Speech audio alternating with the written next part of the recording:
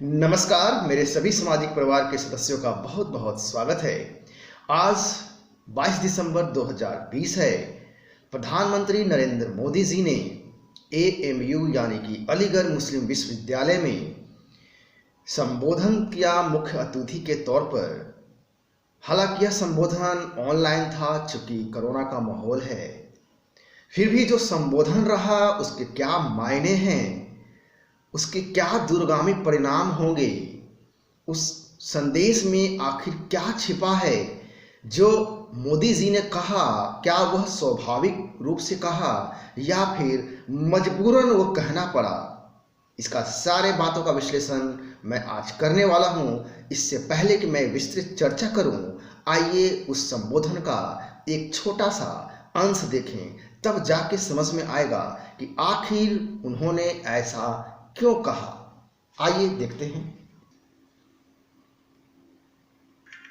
समाज में वैचारिक मतभेद होते हैं, ये स्वाभाविक भी है, लेकिन जब बात राष्ट्रीय लक्ष्यों के प्राप्ति की हो तो हर मतभेद किनारे रख देना चाहिए। जब आप सभी युवा साथी इस सोच के साथ आगे बढ़ेंगे तो ऐसी कोई मंजिल नहीं जो हम मिलकर के हासिल न कर सके। शिक्षा हो, आर्थिक विकास हो, बेहतर रहन सहन हो, अवसर हो, महिलाओं का हक हो, सुरक्षा हो, राष्ट्रवाद हो। तो देखा आपने ये वीडियो, यह उनके संबोधन का एक छोटा सा अंश है। हालांकि यह जो पूरा संबोधन है संभवतः 35-40 मिनट का तकरीबन है इनका, लेकिन जो मुख्य तौर पर उन्होंने जो जोर दिया है वह राष्ट्रवाद पे जोर दिया है। क्यों, आखिर क्यों, ऐसा क्यों कहना पड़ा, क्यों करना पड़ा उनको संबोधन में ऐसा। काफी सारी बातें कही हैं, जैसे कि सियासत छोड़िए, विकास करिए। सोसाइटी के जो सियासत के अलावा और भी मसले हैं। इसके आगे वो कहते हैं, राष्ट्र समाज के विकास को सियासी चश्मे से ना देखें। राजनीति इंतजार कर सकती है, विकास नहीं इंतजार कर सकती। पिछली शताब्दी में मतभेद पर बहुत वक्त बेकार गया है। इसके अलावा जो 3 मुख्य बिंदु हैं, वो कहते हैं कि वैचारिक मतभेद नहीं, राष्ट्र पहले। आपके हर फैसले का आधार देश हो। AMU के छात्र, अलीगढ़ मुस्लिम यूनिवर्सिटी के छात्र सिर्फ देश हित में सोचें।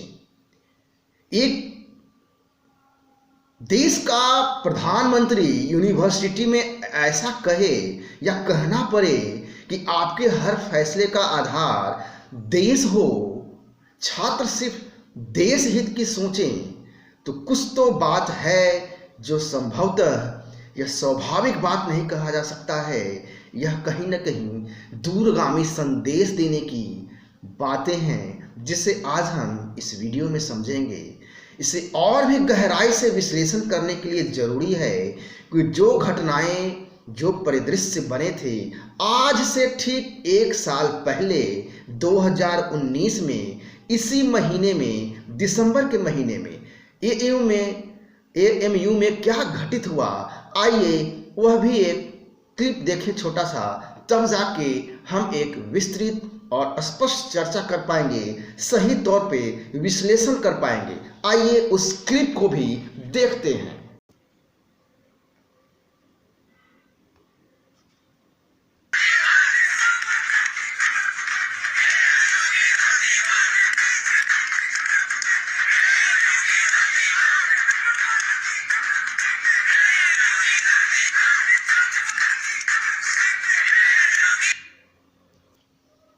देखा आपने यह वीडियो। हिंदुत्व की कब्र खुदेगी AMU की धरती पर। सावरकर की कब्र खुदेगी AMU की धरती पर। बीजेपी की कब्र खुदेगी AMU की धरती पर। क्यों भाई, भारत देश की कब्र, हिंदुस्तान देश की कब्र AMU की धरती पर क्यों खुदेगी, क्यों खोदनी चाहिए, वो कौन सी विकृत मानसिकता है, वह कौन सा वैचारिक मतभेद है, वह कौन सा विद्वेष है जिसके वजह से आपको कब्र खोदने की आवश्यकता पड़ गई। खैर, इस एएमयू में हिंदुत्व की कब्र खोदने की जो जहर है वह कहां से आया है? क्या मोदी जी इस जहर को निकालने में अपने संबोधन के माध्यम से सफल हुए हैं?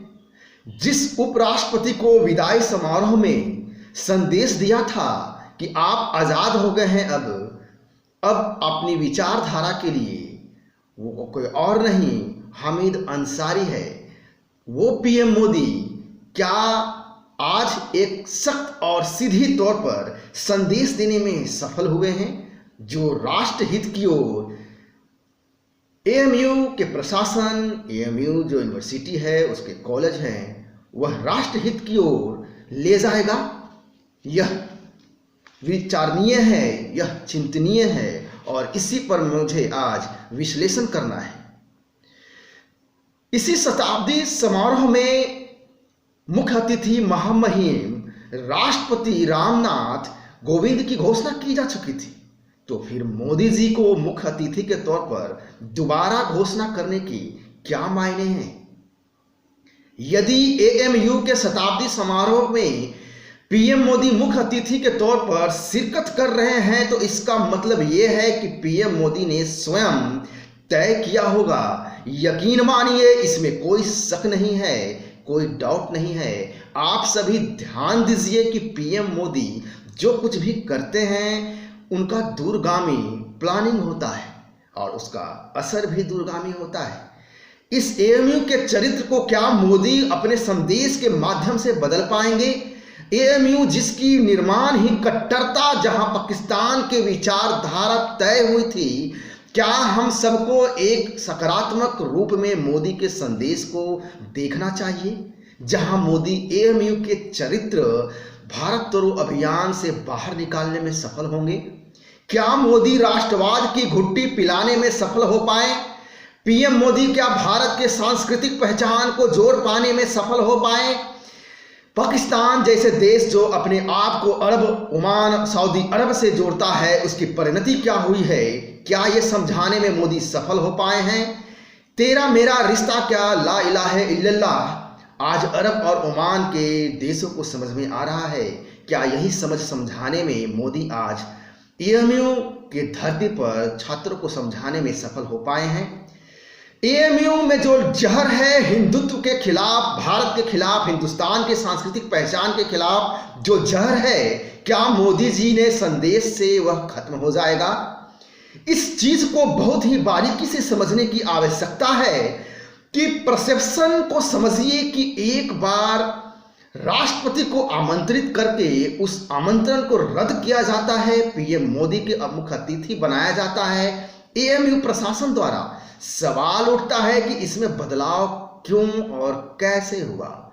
दूसरी बात कि वाइस चांसलर निर्देशित कर रहे हैं कि सभी पूर्व छात्रों को आमंत्रित किया गया और कहा गया कि गांधी जयंती, स्वतंत्रता दिवस, गणतंत्र दिवस को राजनीति से ऊपर रखना चाहिए। सवाल यह है कि एएमयू के वाइस चांसलर को इस तरह की नोटिस जारी करने की आवश्यकता क्यों पड़ी? मतलब कि भारत के यूनिवर्सिटी को इस बात को कहना पड़ेगा कि गांधी जयंती, स्वतंत्रता दिवस, गणतंत्र दिवस तुम्हें मनाना चाहिए, इसमें राजनीति नहीं करना चाहिए। ये न्यूज़ में है, मैं यूं ही नहीं कह रहा हूँ। यदि मेरे देखने वाले को लगता है कि मैं यूं ही ये बात बता रहा हूँ तो आइए वो भी मैं आपको छोटा सा क्लिप दिखा देता हूँ जो बहुत ही छोटा सा है। आइए आप सभी उस क्लिप को देख ही लीजिए जो न्यूज़ में ये खबर है कि वाइस चांसलर नोटिस कर रहे हैं, निर्देशित कर रहे हैं अपने छात्रों को।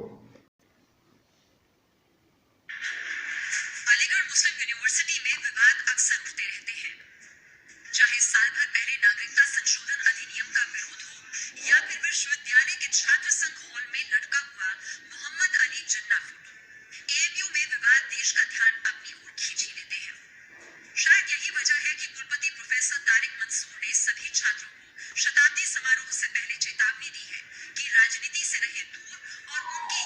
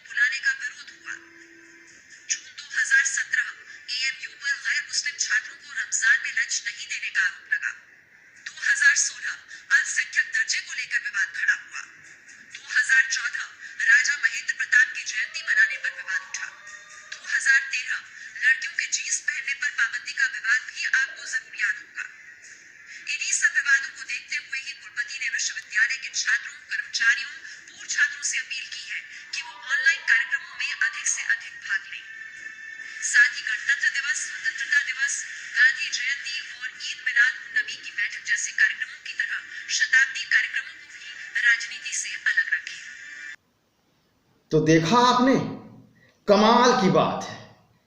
यह बात कहने की जरूरत नोटिस देकर महसूस क्यों की गई? मतलब कि एएमयू के नींव में, अलीगढ़ मुस्लिम विश्वविद्यालय के नींव में जड़ में जो जहर है, जिसके कारण वहां के जो नारे लगते हैं हिंदुत्व की कब्र खुदेगी, एएमयू की धरती पर निश्चित रूप से यकीन मानिए एकदम अंदर से हिला देने वाला है। आप कैसे भूलेंगे, कैसे भूल सकते हैं? कुल मिलाकर के यह आने वाला समय बताएगा कि पीएम मोदी उस जहर को निकालने में कितना सफल हो सके हैं, कितना निकाल पाए हैं।